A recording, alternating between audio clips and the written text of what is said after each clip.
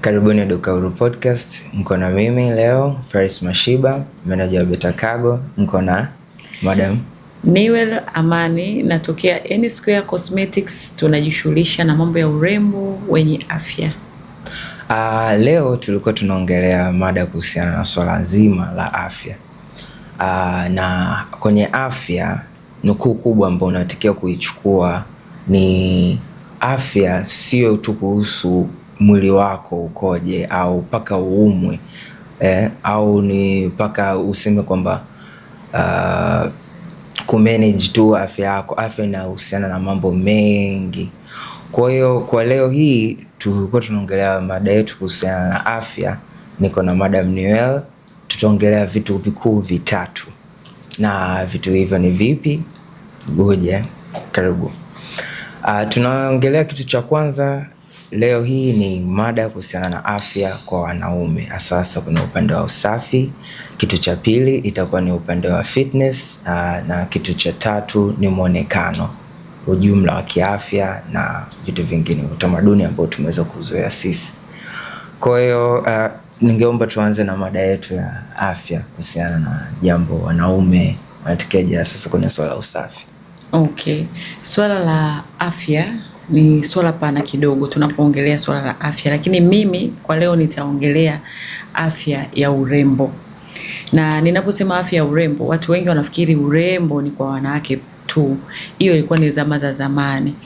Lakini kwa sasa hivi ukiangalia dunia imekuwa na utandawazi na ni vitu ambavyo vilikuwa vinafanyika, lakini kwa sasa viko kwa uwazi zaidi kwa sababu tuna hizi social media. Swala la afya ya mwanaume kwa ujumla kwenye swala la usafi.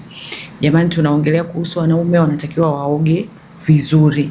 Sio kuoga tu, unakuta mtu anaogea sabuni yoyote. Haiwezekani. Kwa sababu sabuni, kama sabuni, kuna sabuni ya kufulia, kuna sabuni ya kipande ya kufulia, kuna sabuni za kuogea, kuna shower gel, ni vitu tofauti tofauti. Hivi vitu wa kutengeneza tu maksudi, vimetengenezwa kwa ajili ya matumizi sahihi. Lakini sisi tunabadilisha tu katika kutoka kwenye matumizi halisia na kupeleka kwenye matumizi mengine. Kwa hiyo ni lazima watu wajue kwanza hapo, kuanzia tu hata kwenye kuoga, kuanzia jinsi unavyotakiwa kuonekana. Kwa sababu uwezi ukawa umevaa vizuri, umevaa suti yako nzuri, lakini mwili ili usitoe harufu ni lazima uoge vizuri. Na ukishaoga vizuri maana ndio utakuja kuna deodorant, kuna body spray, kuna perfume, ili ziweze kukaa vizuri kwenye mwili wako. Ni lazima uanze na kimoja baada ya kingine, ufuate process. Hebu kuna kitu tukiachana na hivi bali tunaweza tukaona kama masiara. Unajua mfano kama kuna mtu anaogea kabisa sabuni ya omo na hapati shida yoyote kama pimples kwenye uso, kwenye nini, unaona? Ni vitu fulani ambao mtu anakuta ni kama mazoea yake, alafu haone ile effect. Yani tuseme kama mtu ambaye anaogea vitu kama hivyo sabuni au sabuni ya kawaida kufulia, effects ambazo zinaweza zikaonekana kwenye ngozi labda kwa sababu ni mtu wa cosmetics. Kwanza kabisa au mbaya mimi naweza kusema yani kuharibika au kupata tatizo au kupata changamoto huwezi kuiona hapo hapo. Utakuwa very comfortable kuoga na sabuni ya unga, kuoga na sabuni yoyote ile ambayo iko mbele yako. Lakini unakuja kupata matatizo au madhara baadaye, baada ya muda kadhaa, japo wengine wanazipata kwa haraka. Lakini hata kuwaza kwamba labda ni hii sabuni ya unga nimeogea, hapana. Kwa sababu unapoogea sabuni ya unga, obvious lazima ngozi iwe very dry. Lazima ngozi iwe iwashe. Wewe free nguo inatoa uchafu, ile sabuni inatoa uchafu kwenye nguo. Sasa mwili wako kwamba umeweza kufananisha na uchafu ule wa kwenye nguo na lile jasho na kadhalika. Na ndio kwa sababu mara nyingi kwa kweli tunaona wanaume asilimia kubwa yani hawana mvuto kwenye ngozi zao. Yes.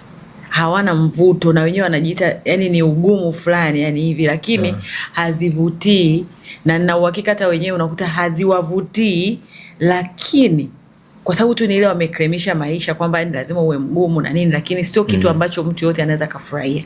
Hakuna mtu ambaye hapendi kuonekana vizuri. Kwa sababu unapooga na sabuni husika lazima ikuletee matokeo mazuri. na pale ndo inajitokeza kwamba kujiamini, kujipenda na kuwa na afya njema kuanzia nje mpaka ndani. Ndio. Yes. Ni kweli kwenye kuhusiana hilo swala afya ya ngozi inakuwa iko sawa, lakini unajua kama kawaida changamoto za jamii, mwanaume tulishasema mwanaume asifiwi, mwanaume asifiwi na mambo ni mengi kwa kuanza kuona aliyesema mwanaume atakiwa kusifiwa ni nini. Lazima mwanaume yani kusifiwa, yani au kujisifia mwenyewe, usisubiri mpaka usifiwe. Kwa sababu unafikiri kama unavyojua tunavyosema kila siku, wanaume wamesaulika, wababa wamesaulika. Sasa na wewe mwenyewe ukijisahau, yani ndo unasaulika kabisa. Basi hata basi uwe unajipenda, unajitekea wewe mwenyewe, unaoga vizuri, unapaka lotion nzuri, unaweka body spray, unaweka perfume. Yani wewe mwenyewe ukinukia, wewe mwenyewe ukiwa vizuri, yani ile kwanza inakutengeneza self confidence.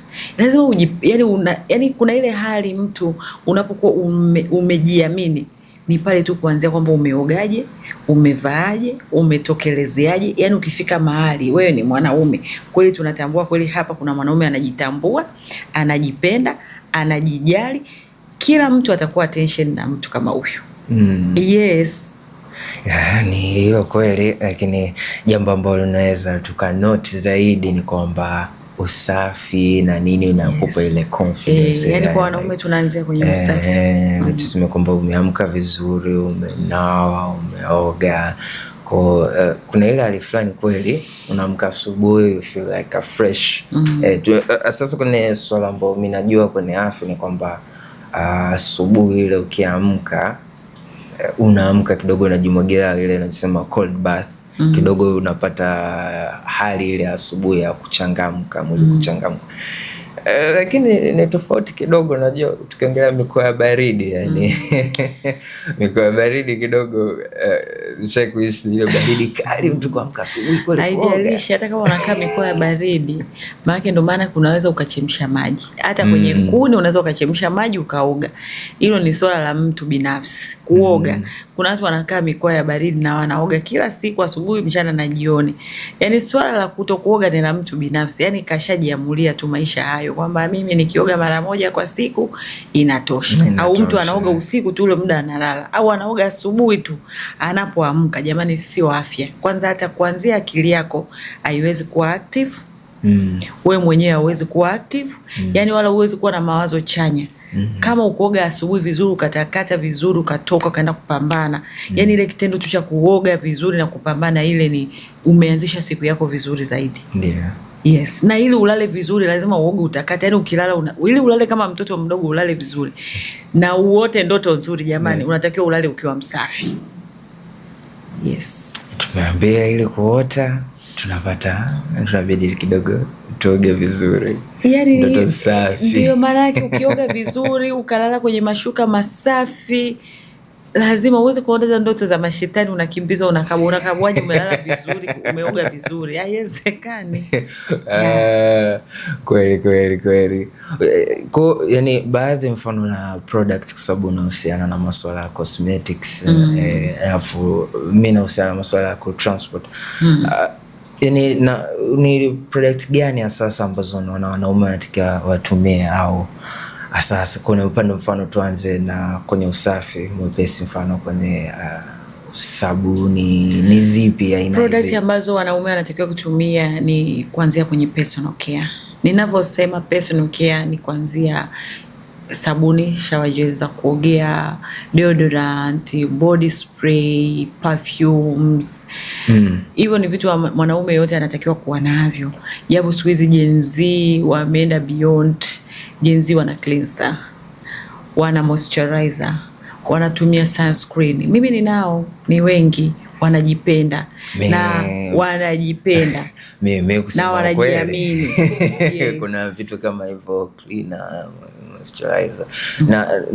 Na most of the part, kitu ambacho labda tuweze classify sasa kwa sisi kama wanaume hatuna ile elimu. Mimi mfano ukiniambia cleaner, cleanser, yes, cleanser ni kazi gani? Cleanser ni sabuni lakini inatengenezwa kwa ubora zaidi kutokana na aina ngozi yako, kutokana na sehemu ulioko, kutokana na uhitaji wako.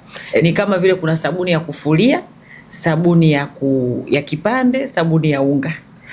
Sasa kuna cleanser na kuna kitu hapo ambacho nimekisikia, nimekinote. Kwa mfano kuna hiyo tunavyoongelea swala nzima ya kujua ngozi yako. Kwa hiyo nikitaka mfano kununua lotion, na sasa shida kubwa ambayo nimeipatia hapa ni mfano kama umepaka hivi lotion afu unashtukia unatoka jasho na sweat. Kitu ambacho kwa mingine sio mtu wa kusweat. Kwa hiyo sijawahi kujiweka kama ni mtu fulani wa kusweat afu unakuja kugundua na sweat zaidi.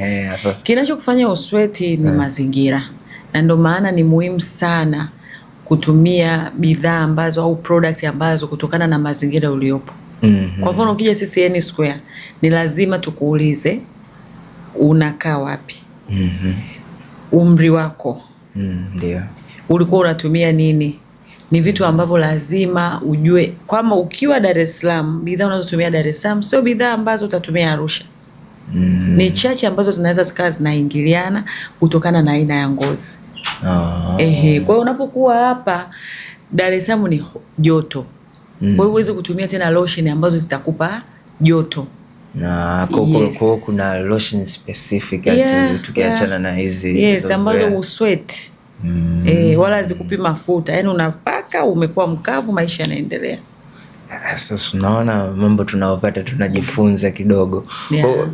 Kwa yani kuna issue kama hiyo ya kujua ngozi nini na bidhaa. Sasa shida kubwa ambayo unagundua ni sasa ile elimu kubwa kwenye swala la personal care kwa wanaume ni shida. Kwa hiyo ukianza kuelezea vitu more complex zaidi ya sabuni, lotion, mafuta unayopaka na tuseme perfume na deodorant, inakuwa iko beyond, kwa most of us mambo ni mengi. Mambo mbona yanakuwa tena ni mengi.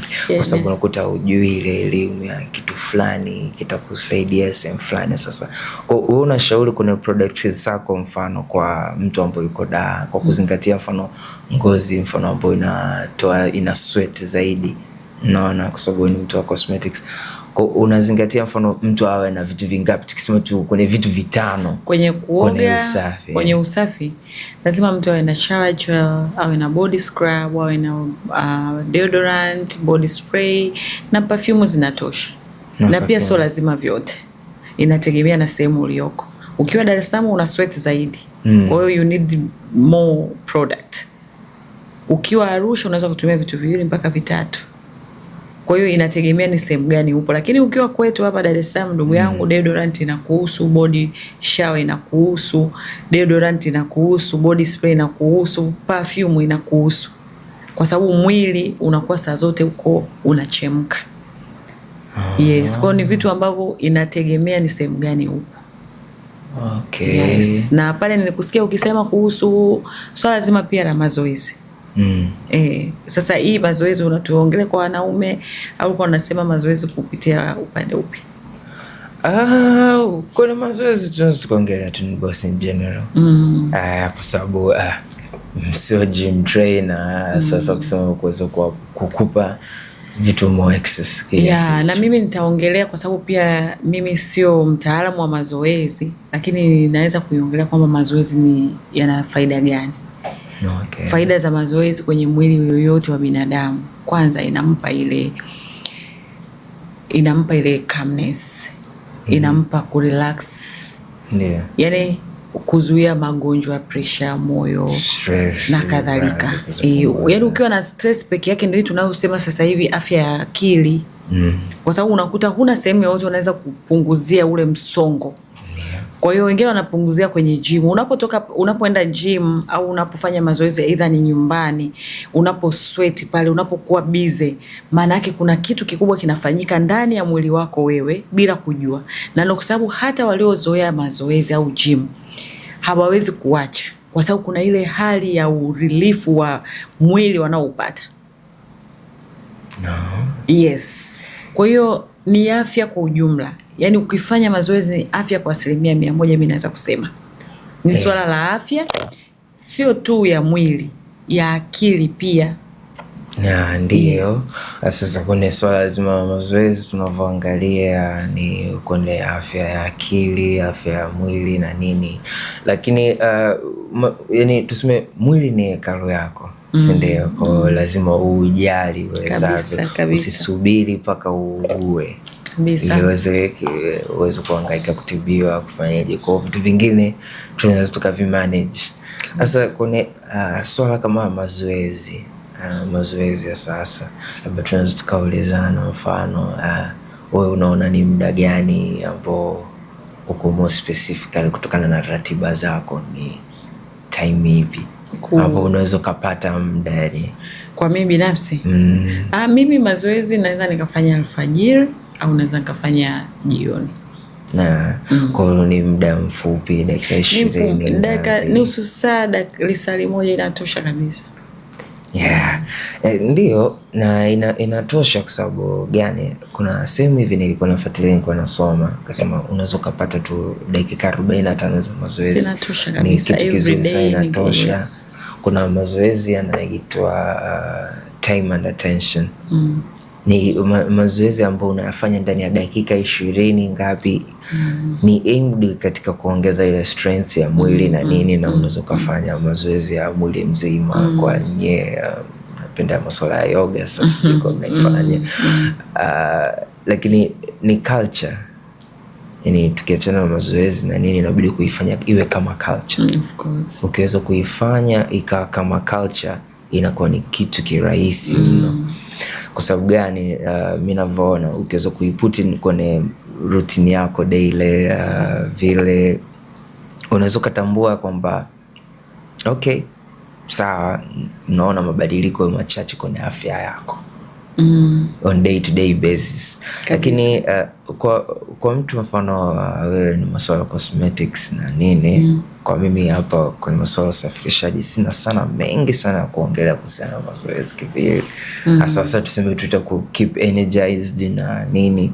Lakini kuna kitu ambacho, kuna swali ambayo kuna jiuliza, mfano kuna nyesi mnauza zile product za nini? Sisi tunauza product zote na tunauza kuanzia za watoto, kuanzia siku ya wamezaliwa mpaka wanapokuwa, kwa vijana, kwa kina mama, kwa kina baba, kwa watu wote. Kwa swali langu kubwa ambalo nilikuwa nataka nikuulize pale ni kwamba kunajua kuna ile hofu, tuna ile hofu fulani sisi, ni kwamba ina products zile kemikali ambazo zipo ndani, kuna organic products ambazo moli unaweza kuspecify na product zipi ambazo sio. Na ukiachana na hilo swali kwa ni la kizushi kuhusiana na swala la organic na nini, the main question ni kwamba tunawezaje kucorrelate, mfano swala la mazoezi tunajua kidogo linafanya unavosweat, inafanya skin ina pop up vizuri. Kwa unaweza kushauri mfano mtu kama ametoka training nawe anazoea kitu product labda fulani, alafu na tu suggest vipi kati ya product za organic na vipi, ipi ni bora zaidi? Okay, nimekuelewa vizuri. Ulichokuwa unataka kumaanisha ni kwamba product ambazo ni salama. Utajuaje? Kwanza lazima ujue chanzo chako cha product unapata wapi. Kwa maana kwa yule anayeenda kununua, unanunua wapi? Uwe na uhakika na uwe unamuelewa yule mtu ambaye anakupatia zile product. La pili, lazima uwe na mtu mwaminifu, kwa sababu hili ni swala pia la kibiashara. Especially kwa sasa hivi ni swala zima la biashara.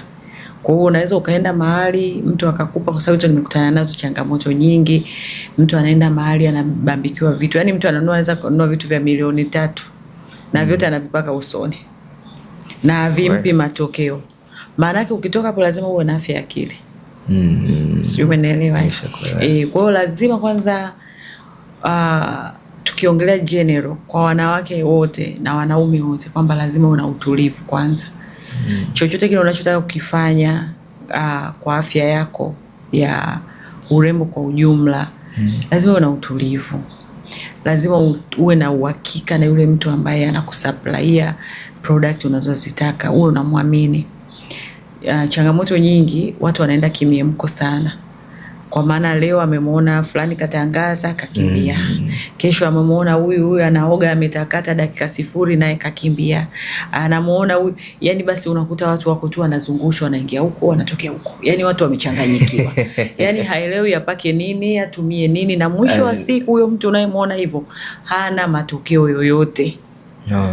Yes. Kwa mfano kama mimi nikija pale ofisini kwenu, yani ni steps gani ambazo unaweza kuzitambua mkaweza kunisuggestia, okay, wewe unatumia product za aina fulani kwa sababu una ngozi hapa, na labda kwa muonekano wako tujaribu kuangalia uwe hivi. Yani kwa ufupi, kwa mfano kama kwa ngozi yako wewe haina shida yoyote, ni kiasi tu cha kuoga vizuri, kupaka lotion yako vizuri, you are done. Kwa sababu una skin ambayo ni skin ni skin ambazo kidogo zinastahimili mambo mengi, kwa sababu rangi nyeusi tunaita ina melanin nyingi. Yani melanin hiyo ni inaweza kusaidia wewe kukuprotect. Kwa hiyo watu weusi tuna hiyo aina hiyo protection automatically Mungu alivyotuumba. Ni tofauti na ngozi nyeupe. Ngozi nyeupe yani kidogo tu yani zina changamoto. Lakini kwa ngozi kama ya kwako ni ngozi ambazo hazina shida yote. Yani haya mambo yamekuja tu sasa hivi, lifestyle kwa ujumla, tunapokula, tunapolala, tunapofanya kazi zetu. Kwa mwisho wa siku lazima tujitake care. Kutokana na maisha kwa ujumla. Kwa basically hapa kwa mimi natakiwa niongeze labda perfume, deodorant. Yani wewe hapo unatakiwa uchukue shower gel, uchukue deodorant, uchukue body spray. Kwa sababu pia unapokuwa na hivi vitu vingi, utavitumia kwa muda mrefu na pia vitakuwa vikikufurahisha wewe mwenyewe kwanza, na hata pembeni ukitoka unajiamini. Kwa hiyo hutaki hata mambo mengi. Alafu sasa hata price zenyewe pia sio vitu ambavyo ni price yani mtu anawaza. Yani mtu anaweza kana 50,000 akapata kila kitu. Yes. Kwa hiyo ni watu tu wanakremisha, yani anaona mambo makubwa. Hapana. Ni vitu ambavyo viko ndani ya uwezo wetu. Kwa hiyo tuseme ni kwamba yani ni kwamba ni budget yako, quality yako, yes, unaipata. Zote tunapata kwako. Bila shida yoyote.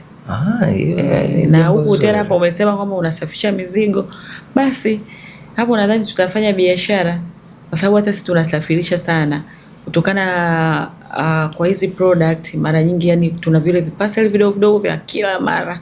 Ni bidhaa ambazo zinatumika sana, na ni bidhaa ambazo unajua original things havipatikani kirahisi.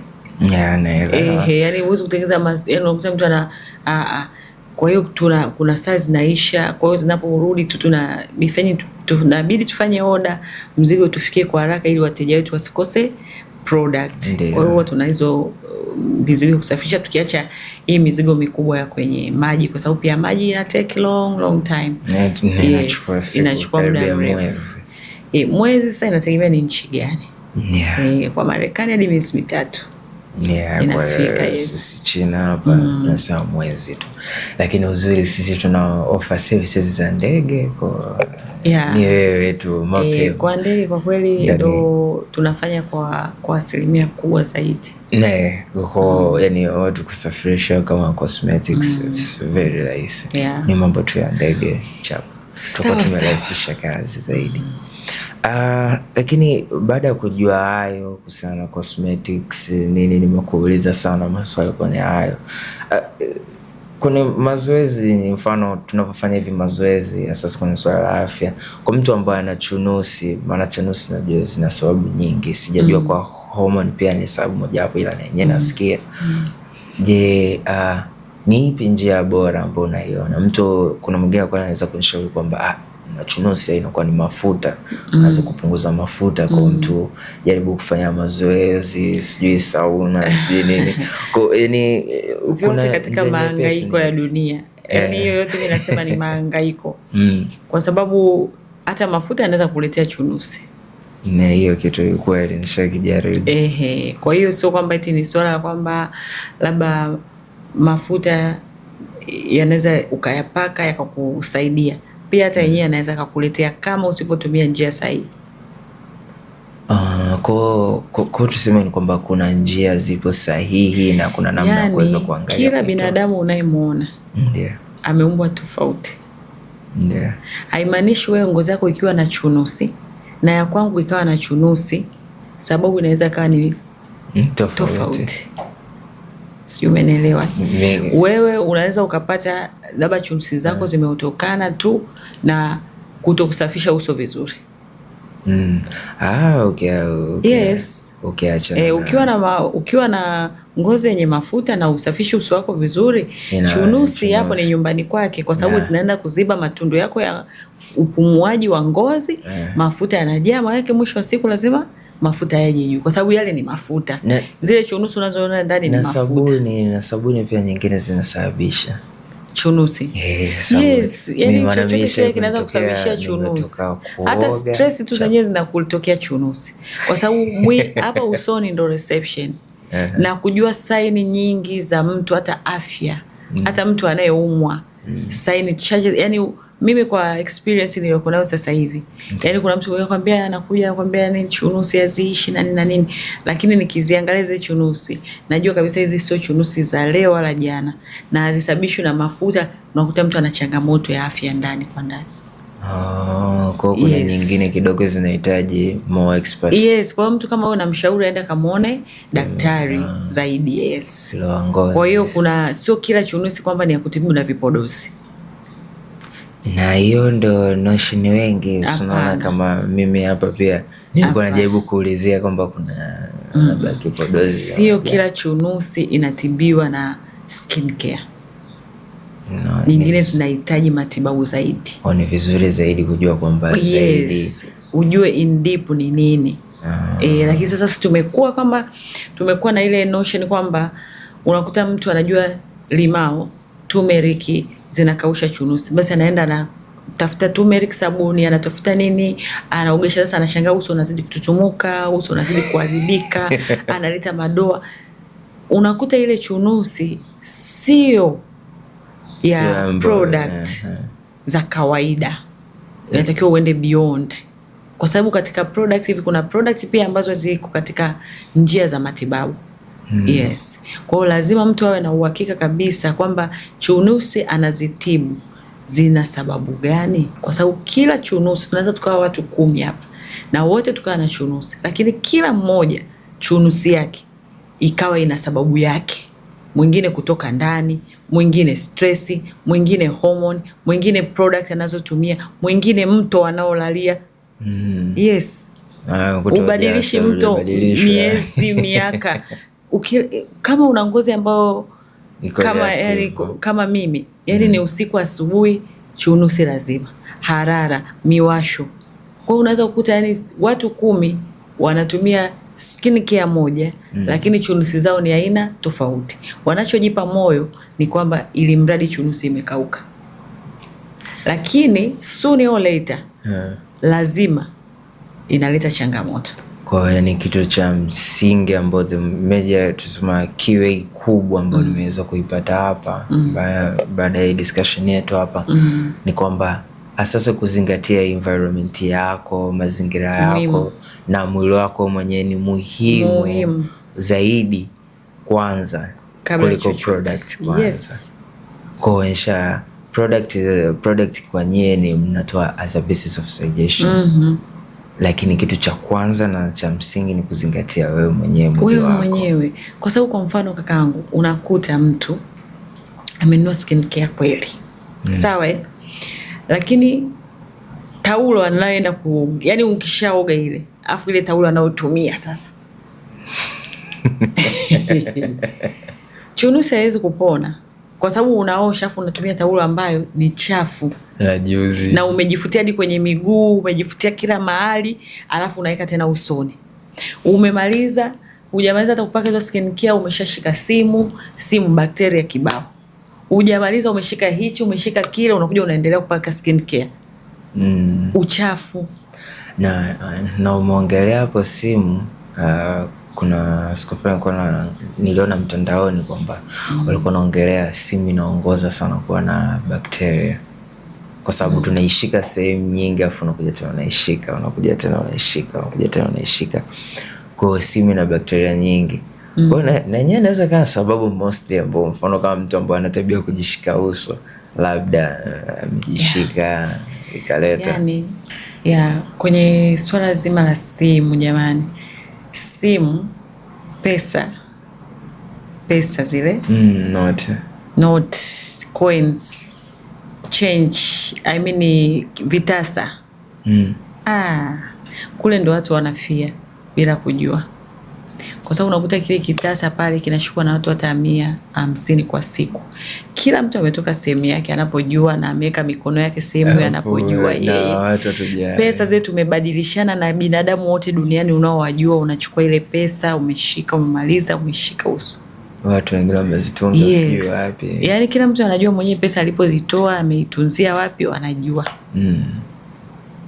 Ukija kwenye simu kule umeshika, na wewe kwenye simu umechanganya, yani ni vurugu mechi. Kwa hiyo ni vitu ambavyo watu wanapaswa kuangalia sana.